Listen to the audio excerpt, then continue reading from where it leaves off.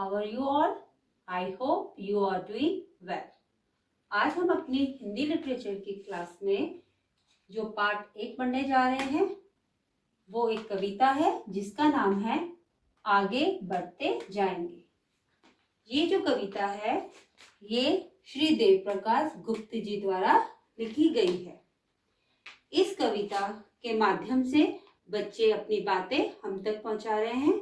आइए हम कविता को समझते हैं। हम भारत के नए सिपाही आगे बढ़ते जाएंगे।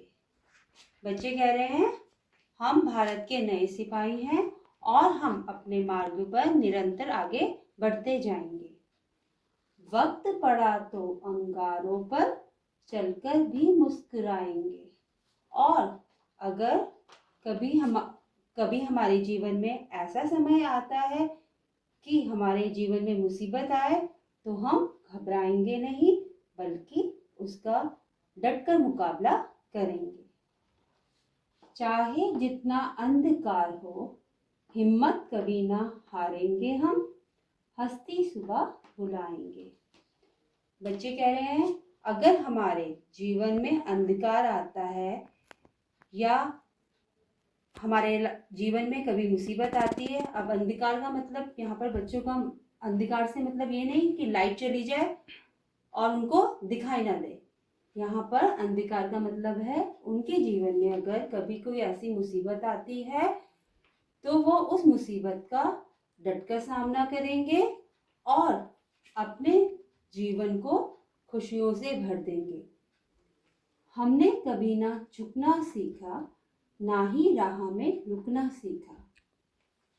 बच्चे कह रहे हैं हमने कभी भी किसी से झुकना नहीं सीखा है, मतलब कभी भी हम किसी की गलत बातों को बर्दाश्त नहीं करेंगे, उनके आगे नहीं झुकेंगे और अगर हमारे रास्ते में हम क्या करेंगे अपना निरंतर आगे बढ़ते जाएंगे, थक कर नहीं बैठेंगे।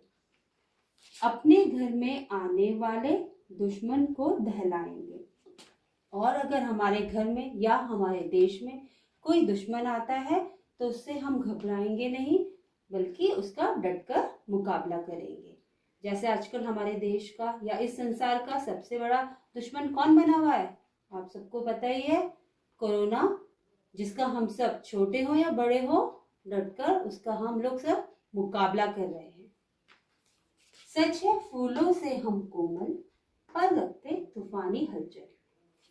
हम बच्चों की तुलना किससे करते हैं? फूलों से करते हैं। जैसे फूल मुलायम होते हैं, कोमल होते हैं, वैसे ही हमारे बच्चे भी कैसे होते हैं? कोमल। तो बच्चे कह रहे हैं हम भले ही फूलों की तरह आप सबको कोमल नजर आ रहे हैं या मुलायम दिखते हैं पर हम अंदर से बहुत हिम्मत वाले हैं, अंदर से बहुत मजबूत हैं।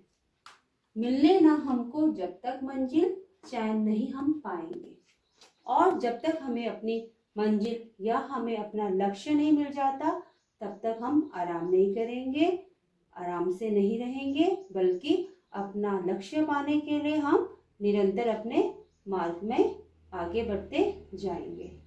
तो बच्चों हमें पता चलता है इस कविता में जो भी बच्चे हैं वो कितने लीडर हैं, अपने देश से कितना प्रेम करते हैं और कभी उनके जीवन में कोई मुसीबत आएगी तो वो उसका डटकर सामना करेंगे। तो बच्चों आपको ये कविता अच्छे से समझ में आ गई होगी, तो अब आप क्या करेंगे, इस कविता को दोहराएंगे और इसको याद करेंगे और अपना ख्याल रखेंगे। धन्यवाद।